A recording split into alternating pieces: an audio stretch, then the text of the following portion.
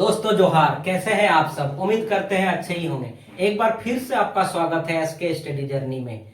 आज हम लोग लेकर के आए हैं रीजनिंग के अंतर्गत दिशा एवं दूरी, डायरेक्शन एंड डिस्टेंस। दिशा और दूरी की जो प्रश्न है वो प्रश्न बैंकिंग का एग्जाम हो, एसएससी का एग्जाम हो, रेलवे का एग्जाम हो या जेएसएससी का एग्जाम हो, सारे प्रकार के एग्जाम में पूछा जाता है। और इस टाइप्स के क्वेश्चन हर एग्जाम में कम से कम 2 या 3 होता ही होता है। तो दिशा और दूरी जो है बहुत ही आसान चैप्टर है और इसमें थोड़ा सा ट्रिकी या कह सकते हैं कि हम लोग अगर दिमाग लगाएंगे तो ये सारा क्वेश्चन बन जाएगा। यहाँ पे हम लोग जान रहे हैं कि दिशाएं 4 हैं। जो दिशा होती है वो दिशा 4 है और हम कह रहे हैं कि नहीं, दिशाएं जो है 8 है। बिल्कुल सही, दिशाएं जो है वो 8 है, जिनमें से 4 दिशा जो है वो मुख्य दिशा है और बाकी 4 जो है वो सहायक दिशा है। यानी कि रीजनिंग की क्वेश्चन को बनाने के लिए हमें मुख्य दिशा के साथ साथ सहायक दिशा को भी याद रखना होगा। तो यहाँ पे आप देख पा रहे हैं कि हमारी जो दिशा है मुख्य दिशा है 4, यानी कि पूरब, पश्चिम, उत्तर और दक्षिण। यहाँ पे आप देख पा रहे हैं कि ये नीला पेन से जो लिखा हुआ है, ये नीला कलर से जो है दिशा का डायरेक्शन जो बना हुआ है वो मुख्य दिशा है और इनमें उत्तर हमेशा ऊपर होगा और दक्षिण हमेशा नीचे। और अगर हम उत्तर की तरफ मुंह करके हैं तो राइट साइड हमारा पूरब होगा और लेफ्ट साइड हमारा पश्चिम होगा। ठीक उसी प्रकार यहाँ पे ब्लैक डॉट से जो दिखाया गया है, जो सहायक दिशा का सूचित किया गया है, यहाँ पे पूरब और उत्तर के बीच में पूर्वी उत्तर ये एक सहायक दिशा है। उसी प्रकार दक्षिण और पूरब के बीच में दक्षिण पूरब एक सहायक दिशा हुआ। उसी प्रकार ये दक्षिण पश्चिम और पश्चिम उत्तर ये सहायक दिशा है। यहाँ पे हम लोग देखेंगे 2-4 क्वेश्चंस को, जो क्वेश्चन हमारा एसएससी में या रेलवे में आया हुआ है और उस क्वेश्चन को सॉल्व करेंगे हम लोग।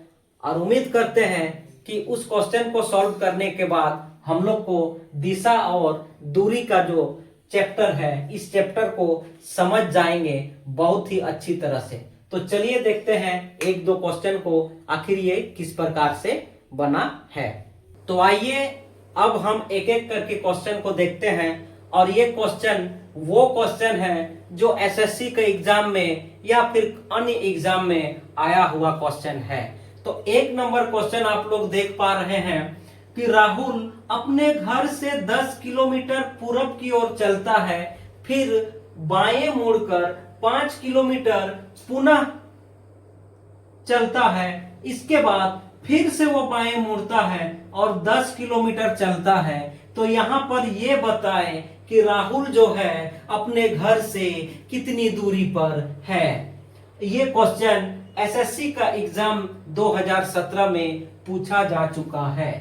तो वीडियो को पॉज करके आप लोग इसको बना सकते हैं। यहाँ पे ऑप्शन भी दिया हुआ है कि राहुल अपने घर से 5 किलोमीटर की दूरी पर है या 10 किलोमीटर की दूरी पर है या 15 किलोमीटर की दूरी पर है या फिर 20 किलोमीटर की दूरी पर है। तो क्वेश्चन को एक बार आप लोग फिर से समझिए कि राहुल अपने घर से निकलता है और पूरब की ओर 10 किलोमीटर चलता है, फिर वह बाएं मुड़कर 5 किलोमीटर चलता है और फिर से वो बाएं मुड़ता है और फिर 10 किलोमीटर चलता है।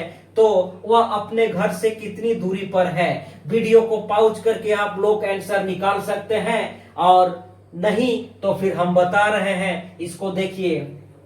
तो आइए हम लोग देखते हैं 1 नंबर क्वेश्चन का आंसर कैसे निकालेंगे।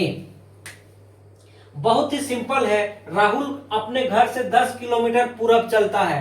तो इसके पहले हम जैसे बताएं कि पूरब जो है यहाँ पे एक दिशा सूचक हम बना देते हैं। ऊपर उत्तर है, नीचे दक्षिण है राइट साइड पूरब है और लेफ्ट साइड पश्चिम है। तो यहां पे क्वेश्चन में पूछ रहा है कि राहुल अपने घर से 10 किलोमीटर पूरब चलता है।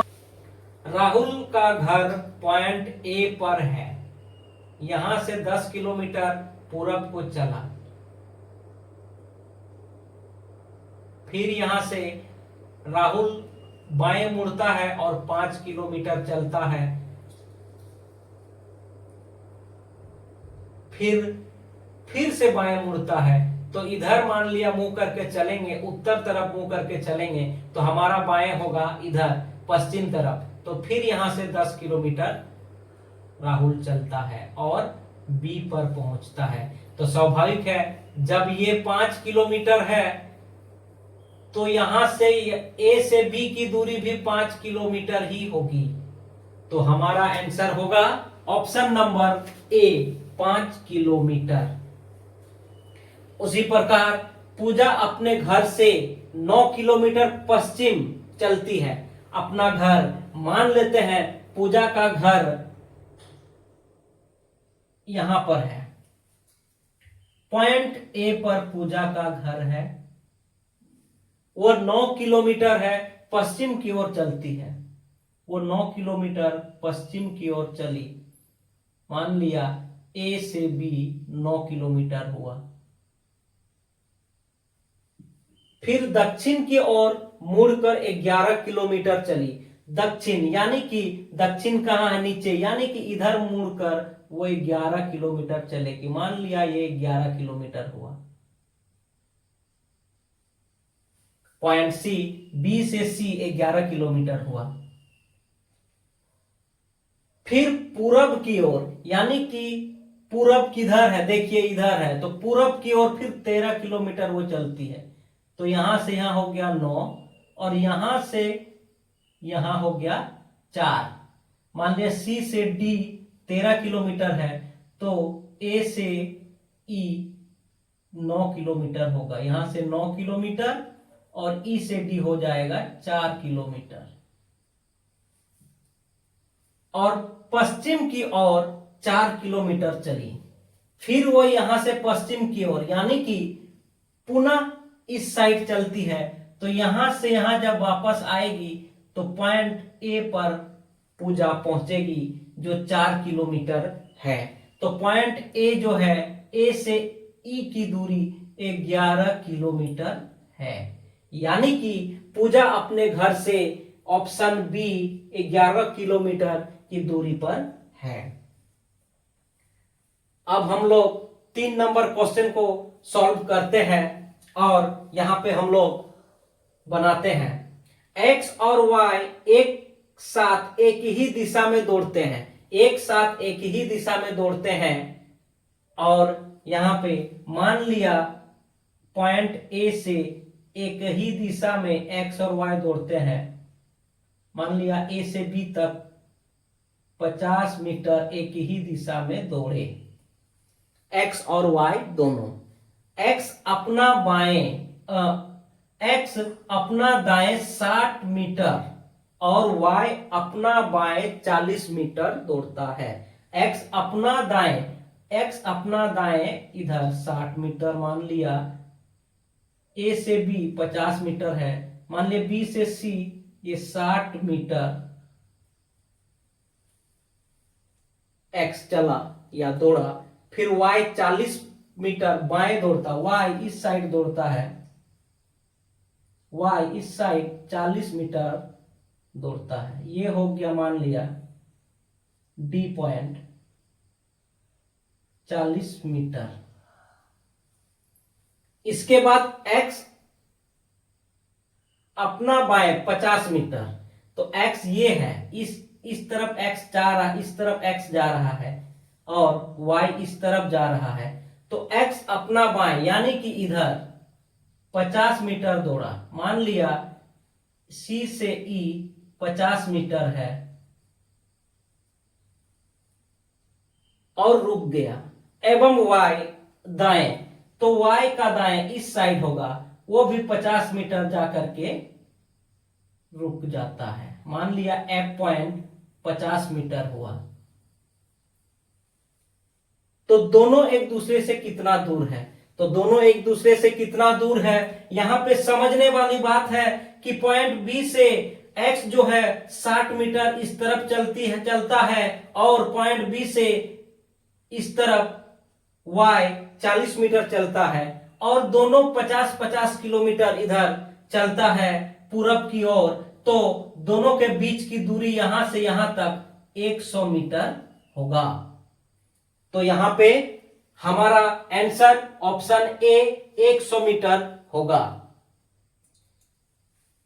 तो यहां पे आप लोग देखें कि इस प्रकार के क्वेश्चन को किस तरह हल किया जाता है, और इस प्रकार के क्वेश्चन को जब भी हल करें दिमाग को स्थिर रखना है, दिमाग को हड़बड़ाना नहीं है। और जब भी इस प्रकार के क्वेश्चन को हल कीजिएगा तो इस प्रकार का दिशा सूचक एक चिन्ह ऊपर में बना लीजिएगा और इसी के अनुसार हल कीजिएगा। बाएं और दाएं को अच्छी ढंग से पढ़िएगा।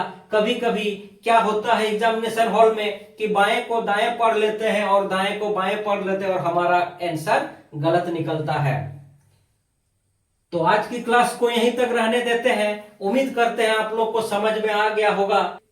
कल फिर हम लोग एक नई क्लास में फिर से मिलेंगे।